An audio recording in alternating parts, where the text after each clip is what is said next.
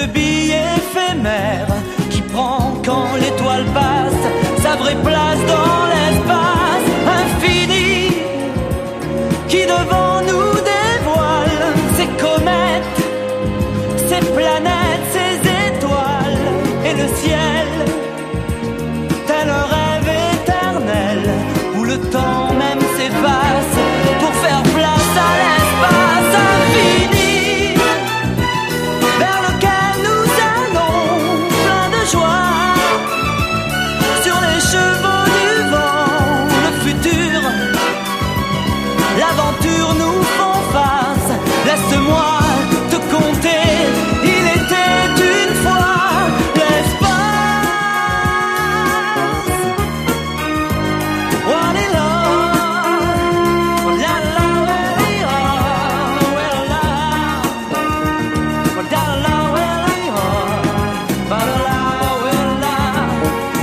la la la infini, dont nous sommes sentinelles, symphonie, à portée de nos ailes, harmonie, dont jamais on ne se lasse. Tu verras, viens prends place, nous partons pour l'espace infini.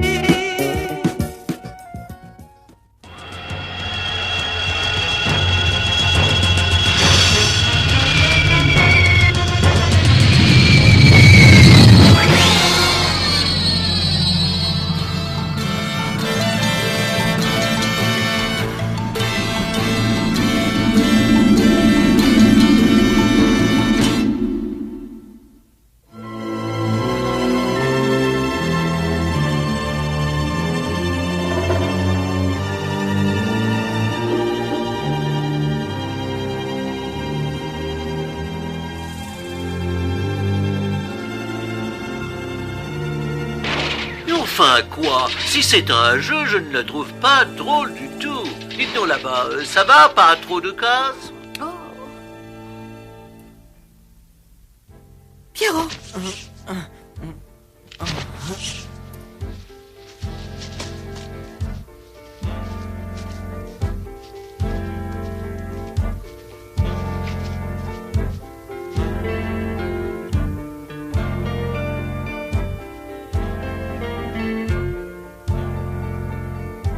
On a recensé 40 blessés, dont 7 sérieusement pour l'instant. Et vous êtes dans ces derniers, capitaine. Si vous vous obstinez à ne pas suivre mes prescriptions, et elles sont formelles, c'est-à-dire repos absolu, il m'est impossible de répondre de votre vie. Je ne plaisante pas, capitaine. Bon, j'en retourne à mes malades. Vous m'envoyez une équipe pour nous aider à enterrer les 3 morts. 3 morts, 40 blessés, c'est inespéré avec ce qu'a été notre prise de contact avec le sol. Je vous avoue qu'au moment du crash, je m'attendais au pire. Bon, à vous, Noral, comment sont les moteurs? La salle des machines est proche de la partie endommagée. Il y a tant de casses apparentes qu'il est difficile de se faire une idée juste. Enfin, disons 3 ou 4 jours pour déblayer, et après, j'ai bon espoir, la mécanique est robuste. Peut-être 15 ou 20 jours pour la remise en état. Mais capitaine, quand bien même on ne peut pas prendre l'air avec un vaisseau aussi abîmé. C'est vrai, lieutenant, ce n'est pas facile, mais si nous parvenons à sortir de là, la réparation sera possible. À cet égard, j'aimerais beaucoup connaître l'opinion de notre distingué navigateur. Nous ne savons pas où nous sommes. Cette constellation n'est même pas répertoriée. Rien trouvé sur les cartes, curieux machin. Il y a une géante bleue, un soleil rouge et une planète. Il nous faudrait trianguler, et pour ça prendre des repères. Et la radio, capitaine? Pensez-vous qu'Omega, ou à tout le moins un de nos vaisseaux, ait pu capter nos appels de détresse? C'est difficile à dire. Les perturbations dues à l'explosion, il n'y a pas de précédent à une situation comme la nôtre. Ne croyez-vous pas que la remise en état de notre radio est de toute première urgence? Merci de vos conseils, jeune homme, mais nous l'avons déjà envisagé. Notre installation est en miettes. On essaie bien de bricoler un émetteur à ondes courtes, mais en attendant, il faut nous résoudre à survivre ici. Survivre ici? Mais enfin, capitaine, mais vous n'y pensez pas sérieusement, j'espère. Pourquoi pas? Nous aurions pu tomber bien plus mal. Cette planète n'est plus jeune et aucun volcan ne semble en activité. Il faut reconnaître le pays, recenser ses possibilités. Une forme de vie devrait y exister. Forme de vie? Nos observateurs n'ont rien détecté. N'oubliez pas, jeune homme, qu'aucune trace d'activité technologique ne signifie en rien qu'il n'y ait pas de vie. Elle peut se manifester d'une façon différente, voilà tout. Bien sûr. Aussi, vous allez partir tous les trois. Oh, reconnaissance. Vous êtes géologue, après tout. Je pars avec eux, capitaine. J'aimerais faire moi-même ces relevés. Ces jeunes gens sont expérimentés et j'ai besoin de vous ici. Il y a tant à faire que j'avoue sincèrement ne pas très bien savoir par quoi commencer. Pourquoi ne pas me demander? Moi, je sais. Ah, vraiment? Voyons cela.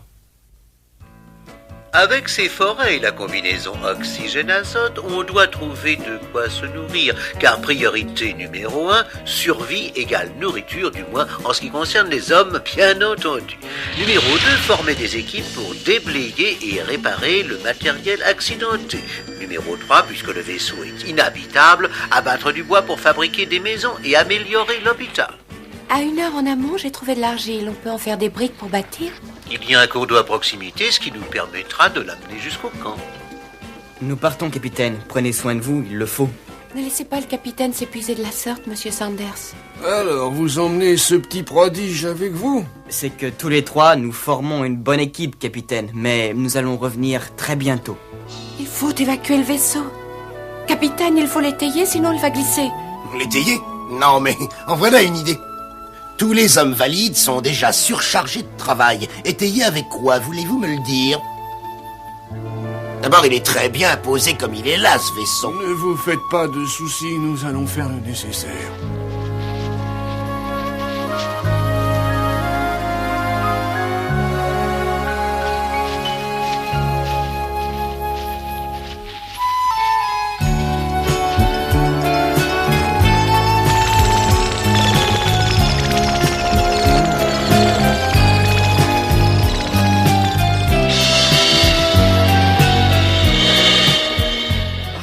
Mettre à l'ombre un instant. Non, Pierrot, non! Mais trop mal, au secours! Cette branche, vite!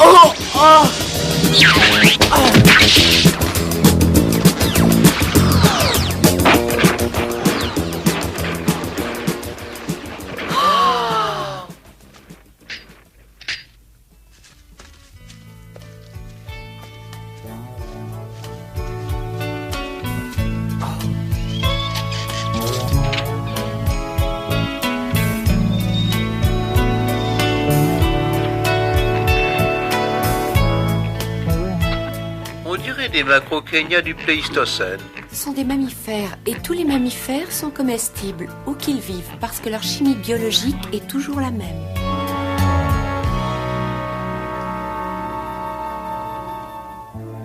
Arrêtons-nous, nous allons dresser le camp. Il ne serait pas prudent de continuer. Allons jusqu'à ce monticule là-bas, ce sera un meilleur poste d'observation. Il me semble que nous sommes au bord de la galaxie. Tiens donc. À bonne distance de toute civilisation, mais sincèrement, je n'en suis pas tout à fait sûre. Allez donc vous coucher, vous êtes fatigué. Je vais rester en observation. De toute façon, c'est moi le plus compétent. Et si je peux observer ces céphéides à la nuit, je pense que je m'y retrouverai. Allez.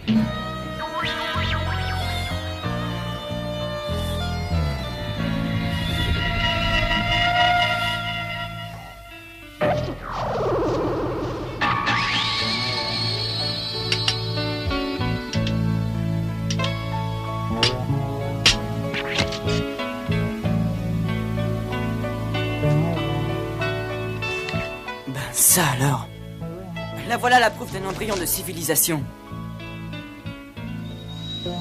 Moi, j'ai découvert une matière résineuse sécrétée par ces arbres et qui pourrait, traitée par la chaleur, constituer un produit très utile. Oh! On dirait un homme araignée. Se pourrait-il que ce soit cet être-là qui ait taillé des pierres? Oh, je ne le pense pas. La forme de ses pattes ne permettrait pas l'appréhension nécessaire. Tout de même, quelle planète bizarre. Quelle forme de vie étrange. Vous, les humains, vous ne voulez considérer que les êtres qui vous ressemblent. D'abord, nous sommes ailleurs, mais même sur vos terres, croyez-vous que la vie, enfin voilà seulement quelques centaines de millions d'années, ressemblait à celle que vous pouvez connaître?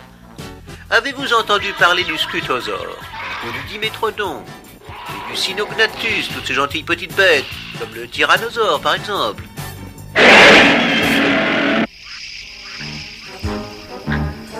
On va voir par là. Non, Pierrot, non. Que se passe-t-il? Je reçois comme un message. On me prévient. Un danger. Un danger, lequel? Des êtres mauvais, effrayants.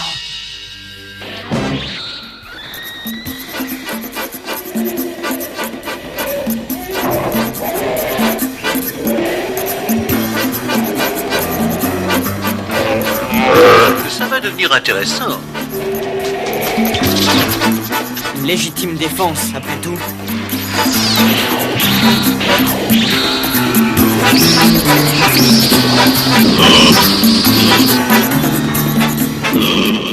Eh bien, les voilà calmés.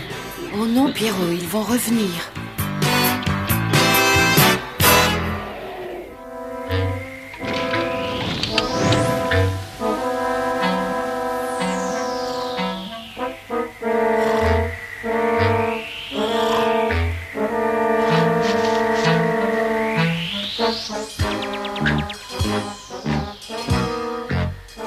Signalons que nous subissons l'attaque d'une horde de grands singes verts.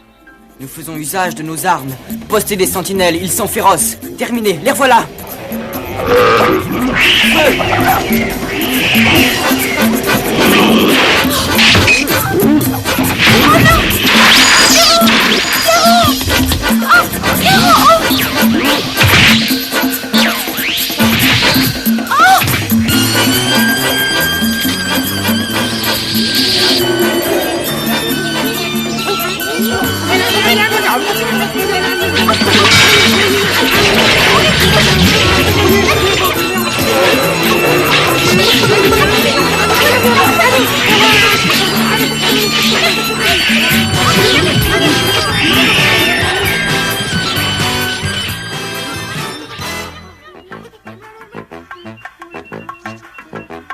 Oh non, Pierrot, ce sont des amis. Ils sont venus à notre secours. Il dit que le peuple des Ptaks vient de remporter grâce à nous sa première grande victoire sur les féroces Xobu. Et pour cela, nous pouvons toujours compter sur son aide. Je viens de le remercier et de lui dire que de notre côté, à l'avenir, nous...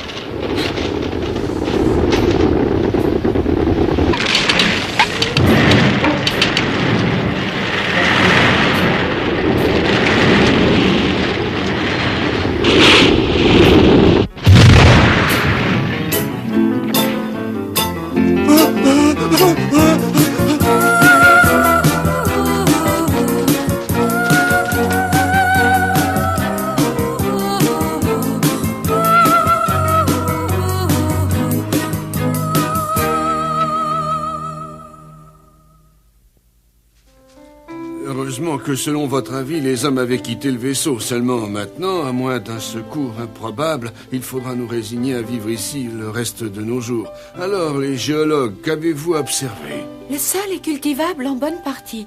Et il y a des animaux mammifères, donc a priori comestibles. Et on doit pouvoir les domestiquer et même les traire. Nous avons également trouvé de l'argile réfractaire, dont on pourra faire des poteries et des pierres pour bâtir.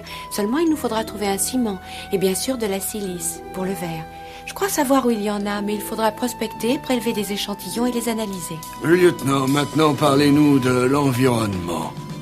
Je voudrais surtout vous parler de deux espèces à position verticale, les Xobu, des carnassiers redoutables contre lesquels il va falloir se protéger.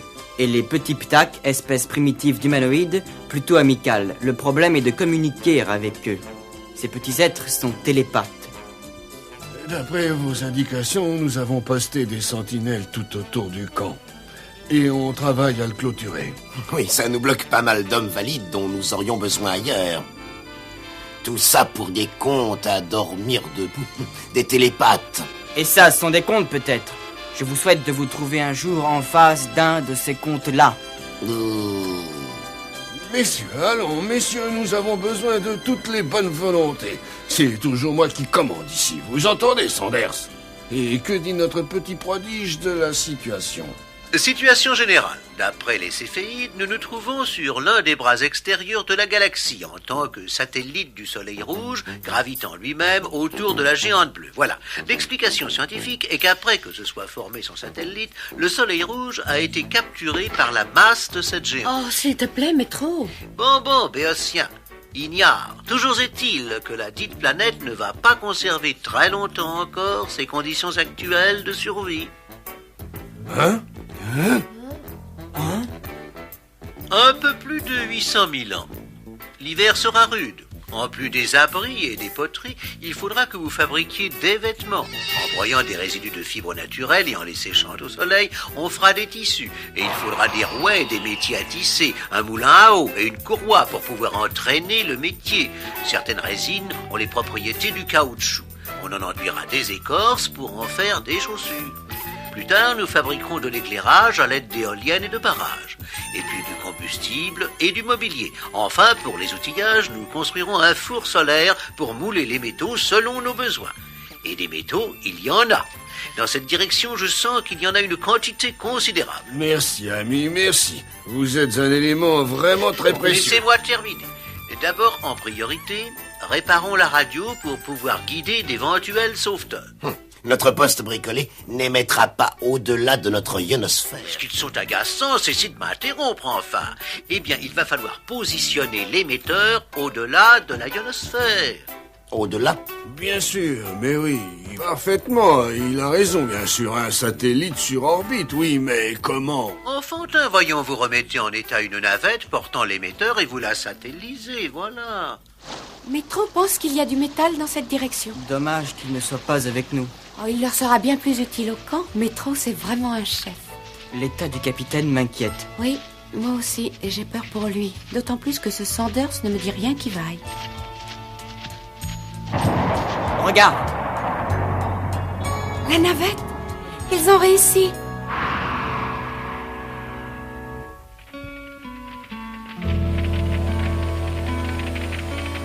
Alors, je prends le premier tour de garde. Tu peux te reposer. On me dit que nous ne sommes pas en danger.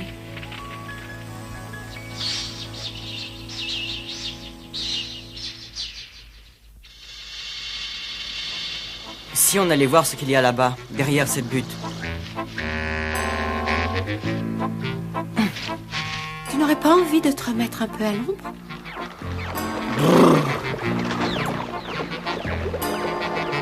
Attends!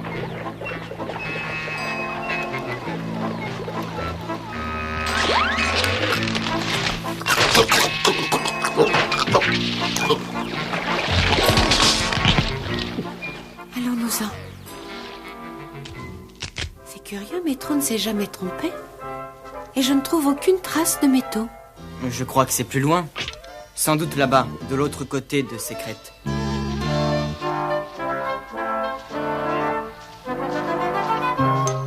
J'ai une sacrée frousse de voir réapparaître sur mon chemin ces satanées bestioles vertes. Mais je t'assure que nous ne sommes pas en danger. Sinon, crois-moi, il me le dirait. Il te le dirait? Ah bon?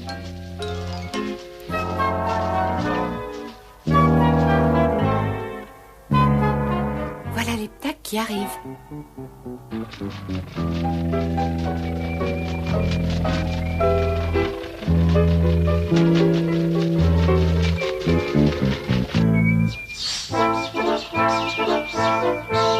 Le chef vient nous mettre en garde. Il dit que droit devant nous se trouvent des êtres mauvais. Les horribles macaques verts? Non, une espèce plus proche de nous. Une espèce plus proche? Comment sait-il tout ça? Ceux de son peuple le lui ont transmis. Par radio ou par téléphone? Par télépathie. Son peuple et lui sont en communication permanente. Et il s'étonne que nous ayons besoin des mots pour nous comprendre. Il dit que de cette façon, il n'est pas possible de connaître les vrais sentiments des autres. Et il a raison. Ah oui, sans doute. Pourrait-il nous conduire vers ces êtres? Il nous guide. Allons-y.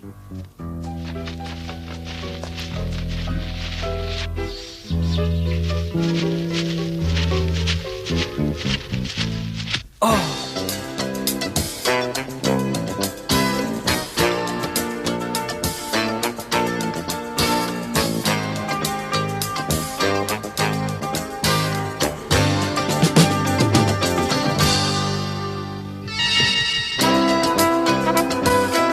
Pierrot!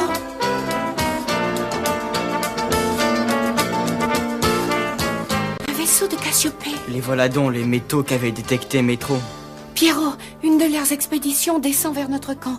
Il faut à tout prix prévenir les nôtres du danger qu'ils courent. La radio. Non, Pierrot, ne fais pas ça. Ils peuvent nous capter et il faut absolument arriver là-bas avant eux. Allons-y, vite.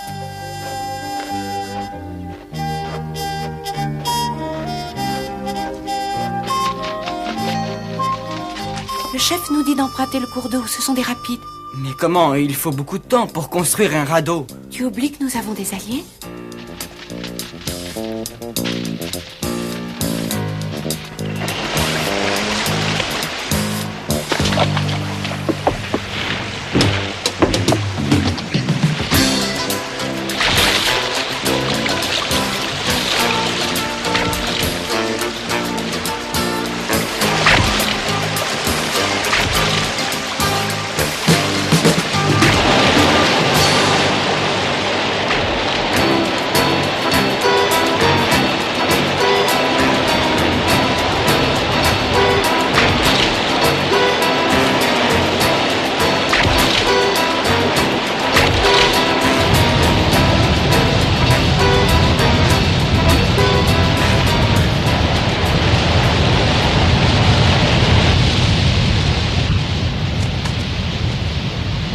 Nous les avons dépassés. Tu les vois là-haut? 24, 25, 26. Ils sont 26 hommes. Ils ont l'air bien armés. Allons, dépêchons-nous. Pierrot, attention!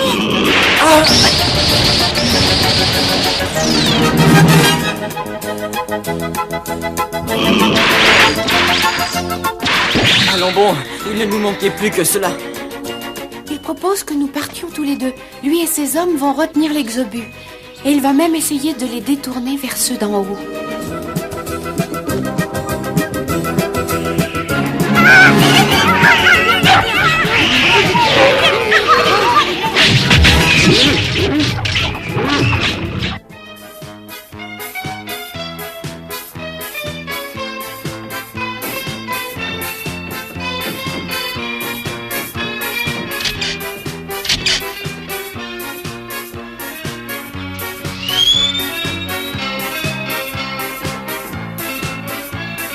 Non, non et non.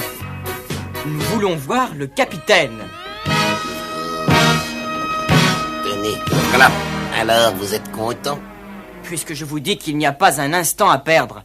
Dans 2 heures au plus, ils seront là. Il faudrait sceller des barrières, poster des hommes, recenser les armes. Mais enfin, lieutenant, on dirait que vous faites tout pour ne pas nous aider. Mais lieutenant, je ne vois vraiment pas pourquoi on ne discuterait pas avec eux. Mais monsieur Sanders, vous n'avez pas encore compris qu'il faut être en position de force pour discuter avec ceux de Cassiopée? Nous ne sommes pas de taille à lutter. Nous n'avons presque pas d'armes et nos rescapés ne m'inspirent pas confiance. Leur sort serait tout à fait dramatique s'ils devaient retomber entre les mains de ceux de Cassiopée. Mes gars et moi, on préfère être vivants avec ceux de Cassiopée plutôt que d'être des héros morts, pas vrai les gars? Lieutenant, je vous ordonne d'organiser la résistance. Vous n'avez rien à m'ordonner. Ici, c'est moi qui commande, pas vous, hein. Rébellion à l'officier commandant. Allez, mettez-moi ces deux-là au trou.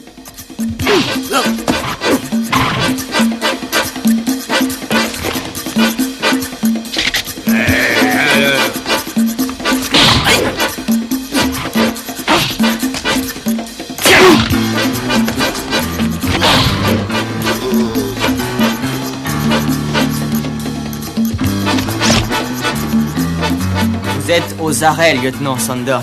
Oh, on ne va pas permettre à ce blanc-bec de faire la loi, les gars. Descendez-le. Alors, mes amis, les avez-vous enfin trouvés, ces gisements de métaux que j'avais détectés? Non, mais enfin, voyons, mais qu'est-ce qui se passe? Salut à tous. Content de vous avoir retrouvé. Un vaisseau de transport est en orbite et vous envoie ses navettes. Préparez-vous pour l'embarquement. Je répète, un vaisseau de transport est en orbite et vous envoie ses navettes.